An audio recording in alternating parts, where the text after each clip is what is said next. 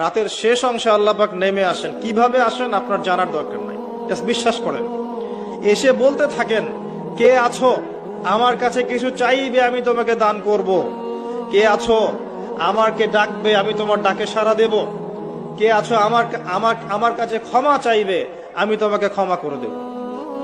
ফজর পর্যন্ত আল্লাহ রাব্বুল আলামিন এমন করে আহ্বান করতে থাকেন, যখন আমরা 2 রাকাত নামাজ পড়ার সুযোগ পাই না।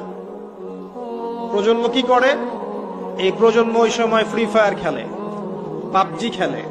ওই সময় দেখবেন ফোনে রাত জেগে জেগে জেগে জেগে জেনা করছে আর মেয়ের সাথে কথা বলছে। এই সময়টাতে কি করে? মুভিজ দেখে, কোন কোন ক্ষেত্রে পর্ন দেখে, সিরিয়াল দেখে। একবারে ভোর হবে যখন, ফজরের আজানে ডাক দিয়ে ঘুম দিয়ে দিবে, উঠবে জোহরের নামাজের আগে। এটা ট্রেডিশন, এখন এটা চলছে।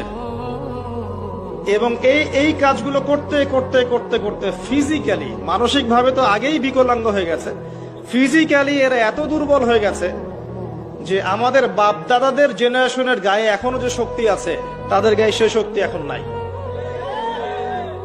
যদি কখনো দেশের জন্য জীবন দেওয়ার প্রশ্ন আসে, এরা দাঁড়াতে পারবে না।